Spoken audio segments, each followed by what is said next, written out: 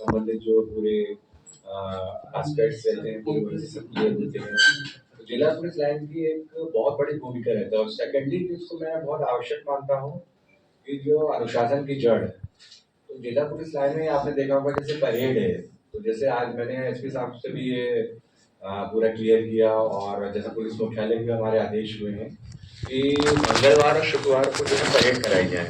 उससे बेसिकली अनुशासन पूरा डेवलप होता है और लोगों में एक दूसरे के प्रति एक्वेंटेंस यानी पहचान भी बढ़ती है जब वो मिलते हैं सब ऑफिसर अलग अलग क्षेत्र के सब आके। और सेकेंडली आपने देखा होगा जो मोटर व्हीकल शाखा है वो भी एक प्रमुख शाखा है, क्योंकि आप जानते हैं कई मोबाइल्स अलग अलग पूरे क्षेत्र में सक्रिय रहती हैं, तो निश्चित रूप से उनका प्रॉपर मेंटेनेंस होना चाहिए।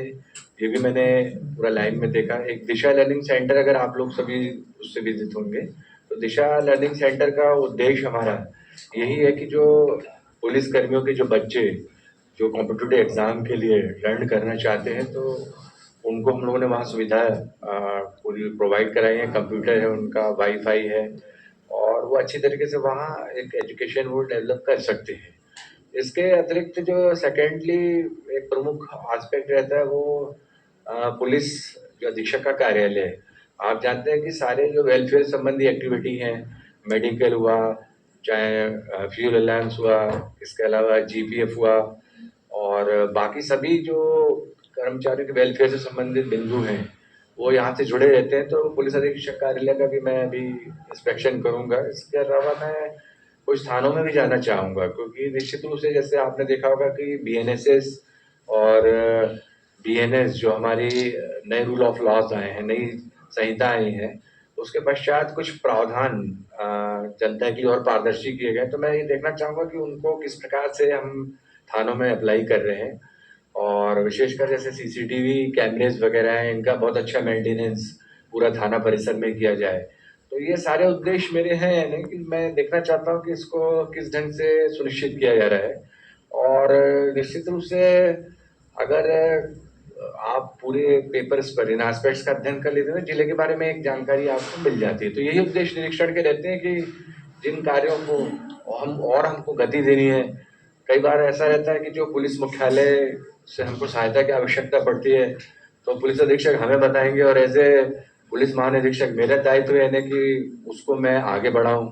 और कुछ बिंदु मैंने यहाँ ऑब्जर्व किए भी जिसको मैं निश्चित रूप से हम मतलब रिक्वेस्ट करेंगे कि सब हमको यहाँ पर थोड़ा सा यदि और राशि आवंटित हो जाती है तो हम उसमें और अच्छा कर सकते हैं।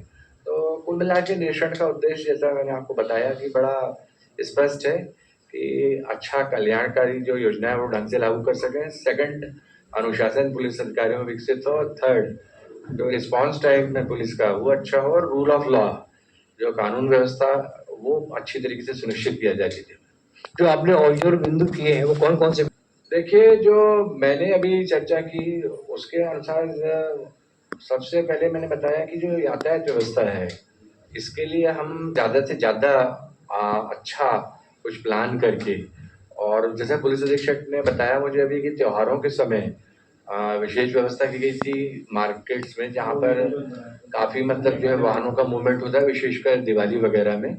तो मैं समझता हूँ कि हम किसी भी जिले में जाते हैं या हम किसी भी नगर में बाहर जाएं तो यदि यातायात व्यवस्था वहाँ की थोड़ी हमें सुव्यवस्थित लगती है या हमको ऐसा लगता है कि पार्किंग वगैरह सिस्टमेटिक होती है तो फर्स्टली पुलिस का इंप्रेशन बहुत अच्छा पड़ता है, क्योंकि मोस्टली 15 से 20% लोग हैं जिनका किसी न किसी परिस्थिति में इस प्रकार का कार्य पड़ता है कि उनको एफआईआर कराने थाने में आना पड़े। और 80% हमारी जनता जो है वो मोस्टली पुलिस को जो है वो ऑब्जर्व करती है कि लॉ एंड ऑर्डर जो कुछ आती है सिचुएशंस उसमें और ट्रैफिक व्यवस्था में। तो ट्रैफिक व्यवस्था निश्चित रूप से प्राथमिकता है। और सेकेंड है जो कानून व्यवस्था का मेंटेनेंस।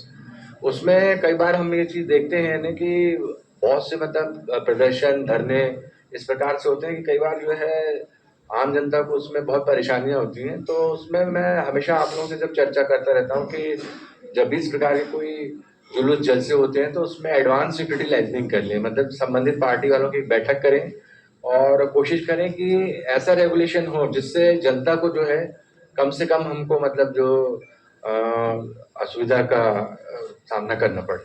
अगर साइबर फ्रॉड के मामले में देखिए जो डिजिटल अरेस्ट और साइबर फ्रॉड है निश्चित रूप से इसके जो प्रकरण हैं उनमें काफ़ी वृद्धि देखी गई है।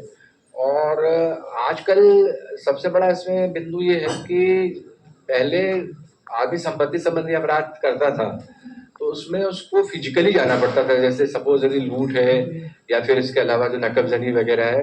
और साइबर फ्रॉड में आप बहुत अधिक डिस्टेंस पे भी बैठकर और लोगों का कॉन्फिडेंस अर्जित करके उनको मतलब बहकावे में लेकर उस कई बार ऑनलाइन उनसे काफी पैसा जो है वो ट्रांसफर करा लेते हैं। तो निश्चित रूप से इसमें अब जो क्राइम पैटर्न है इसमें बहुत ज्यादा जागरूकता की आवश्यकता है, क्योंकि इसका जो इन्वेस्टिगेशन है उसको एक्सपर्ट जो हमारे पुलिस अधिकारी हैं वही बहुत अच्छे ढंग से कर पाते हैं, और आम जो पुलिस वाला है उसको बहुत ज्यादा इसमें मतलब माइंड एप्लीकेशन की आवश्यकता पड़ती है।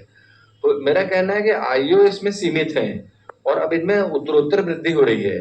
तो हम लोग यही सोच रहे हैं कि एक पृथक से भी कैडर बनाया जाए आरक्षकों का, जो केवल साइबर फ्रॉड से संबंधित ऑफेंसेस हैं उसके इन्वेस्टिगेशन में वो कंसंट्रेट करें। इसमें जागरूकता जो है बहुत बड़ा एस्पेक्ट है। और मैंने आपको भी बताया है कि इसमें ना केवल हमारे जो पुलिस अधीक्षक हैं साइबर जोन के, ग्वालियर जोन ऑफिस है पुलिस का, तो उसके उनकी मदद लें। इसके अलावा जो विशेषज्ञ ऐसे हैं जो टेक्नोक्रेट हैं जो अपने प्राइवेट लेवल पे भी एक अच्छे जन कल्याणकारी काम के लिए आगे आना चाहते हैं कि लोग डिजिटली अरेस्ट ना हो, तो उसमें ज्यादा से ज्यादा उनको जानकारी दें। आपको उन लोगों सभी को बहुत स्पष्ट करना चाहूंगा कि मैं देख रहा हूँ आजकल सीबीआई के नाम पे, सीआईडी के नाम पे, ईडी के नाम पे और ट्राई है उसके नाम पे, तो सभी जो ये एजेंसियां हैं ये बड़ी जो है विकसित एजेंसियां हैं। इन सबके अपने रूल ऑफ लॉ हैं, इनके अपने नियम हैं जिसके तहत ये नोटिस दे सकती हैं और आपको मतलब कॉल कर सकती हैं। और ये कोई भी एजेंसी किसी वीडियो कॉल को करने के बाद इन्वेस्टिगेशन शुरू नहीं करती कि वो आपको हाई कोर्ट या किसी सुप्रीम कोर्ट की समन या वारंट दिखाए और बताए आपके खिलाफ इश्यू हो गया है। आजकल मैंने ये टेंडेंसी देखी कि जो इस प्रकार के डिजिटल अरेस्ट कर रहे हैं उनमें इस प्रकार की प्रवृत्तियां हैं कि पहले तो वो ये बताते हैं कि किसी पर्टिकुलर ऑफेंस में आपको मतलब जो है आधार कार्ड को या आपके कोई पर्सनल जैसे पैन नंबर है इसका मिसयूज कर लिया गया है और इसमें हम आपकी मदद करेंगे, लेकिन आप हमें कुछ बिंदु बताइए। क्योंकि क्या होता है कि जब व्यक्ति ने कोई अपराध नहीं किया होता तो वो बताता है कि आप जो बता रहे हैं कि कोई कंसाइनमेंट पकड़ा गया, तो हमारी तो मतलब कोई ट्रांसपोर्ट का पर्टिकुलर ऐसा कंपनी नहीं है या कोई हम लोगों ने कोई ऐसा पैकेज वगैरह कहीं भेजे ही नहीं डाक के माध्यम से। तो जैसे ही मतलब ये बोलना शुरू करते हैं लोग तो वही बोलते हैं कि आप तो लग रहा है कि इनोसेंट है और आप अगर इनोसेंट है तो हम लोग ही आपकी मदद कर सकते हैं। तो ये विश्वास अर्जित करके फिर इसके बाद वो सारे आधार कार्ड के नंबर, पैन कार्ड के नंबर, ये विश्वास में लेके सारी जानकारी अर्जित कर लेते हैं जो डिजिटल अरेस्ट में करने वाले हैं। और जहां एक बार आदमी विश्वास में आके सब शेयर कर लेता है इस एस्पेक्ट्स को, उसके बाद जो है ऑनलाइन ट्रांजेक्शन के द्वारा उसके साथ जो है ठगी हो जाती है और उसके बाद वो शिकार बन जाता है डिजिटल अरेस्ट का। तो मेरा सभी से ये आह्वान है और खासकर आप लोगों के माध्यम से सभी कि इसमें बहुत अलर्ट रहें और किसी भी जो इन्वेस्टिगेशन एजेंसी है जैसे ईडी, सीबीआई, सीआईडी और ट्राई और या जिला पुलिस बल का भी किसी का कॉल ऐसा आता है तो बिल्कुल भी इसको एंटरटेन नहीं करना है। और ऑनलाइन कभी भी किसी गिरफ्तारी वारंट या अन्य किसी प्रकार का इस प्रकार के न्यायालय के द्वारा इशू ऑर्डर को दिखा के जो किसी भी प्रकार का इन्वेस्टिगेशन नहीं किया जाता है, ये सभी को मैं जागृत करना चाहूंगा। और हम लोगों ने ऐसे कैंपेन्स चलाए विशेषकर स्कूल कॉलेजेस में भी, क्योंकि जो यंग जनरेशन है वो बहुत अच्छे तरीके से समझता है कि आजकल जो ऑनलाइन ट्रांजेक्शन वो क्या है।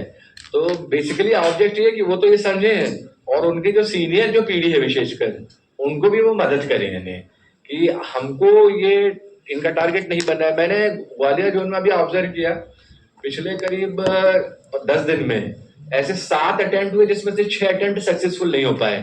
उसका कारण ये था कि हमारे जागरूकता अभियान से जो हमारे खासकर जो ऐसे टारगेट ग्रुप थे उनके जो सीनियर लोग थे जो टेक्नोलॉजी में उतने टेक्नो फ्रेंडली नहीं है, लेकिन उन्होंने अपने जो यंगर जनरेशन की सहायता ली तो उसके माध्यम से उन्होंने तुरंत मतलब उनके सेव कर लिया मतलब अपने जो यंगर जनरेशन ने सीनियर्स को। तो इसमें जागरूकता ही जो है सबसे बड़ा इशू है और इसी से जो है मोस्टली अपराधों से और डिजिटल अरेस्टों से बचा जा सकता है। कोई साइकिल साइबर हेल्प डेस्क जो है उसको लगातार हम लोग डेवलप कर रहे हैं। और उसके लिए जैसे कि मैंने बताया कि अगर एक विशेष कैडर हम लोगों का जो है वो डेवलप हो जाता है तो उससे अलग हम लोगों को बहुत बड़ी मदद मिलेगी। जैसे आपने देखा होगा सीसीटीएनएस सिस्टम वगैरह में, इसमें हमारे थानों में अगर 2 या 3 ही एक्सपर्ट आरक्षक हैं तो उस सारा ऑनलाइन एक प्रकार से एफआईआर करना, फिर इन्वेस्टिगेशन करना। और चूंकि पूरा सिस्टम ही है, ऐसा नेटवर्किंग है इसमें कि सारे जो हमारे राज्य हैं, सारे हमारे संघ शासित प्रदेश हैं, उनसे पूरा क्राइम और अन्य प्रकार के जैसे गुम इंसान है या फिर क्रिमिनल रिकॉर्ड है, सब पूरा ऑनलाइन सब शेयर हो जाता है। तो हम निश्चित रूप से चाहेंगे यानी कि इसमें साइबर में पूरा दक्ष आरक्षक जो है वो सब इंस्पेक्टर हैं, इनकी भर्तियां भी हों और ट्रेनिंग प्रोग्राम के माध्यम से जो हमारे पुराने अधिकारी ऑलरेडी रिक्रूट हो गए हैं उनको भी हम बराबर पे जो है दक्षता उनमें डेवलप करते हैं। सर मेरा सवाल ये है कि ये आपका जो है स्टेटमेंट या जो बताया आपने, मैं बिल्कुल उससे सहमत हूँ। और मुझे बड़ा आश्चर्य है, जैसे मैंने अभी ऑब्जर्व किया जैसे ग्वालियर में, तो मतलब जिसको रिटायर्ड चीफ जनरल मैनेजर हुए बैंक के, हमारे डॉक्टर्स हैं जो कि काफी रेपुटेटेड पूरी एक कम्युनिटी और फ्रेटर्निटी है पूरी, तो उनको कोशिश की गई। और अपेक्षाकृत मैंने देखा कि जो संपन्न लोग हैं और उसमें जो मैच्योर्ड एज ग्रुप में पहुंच चुके हैं उनको ज्यादा टारगेट किया जा रहा है।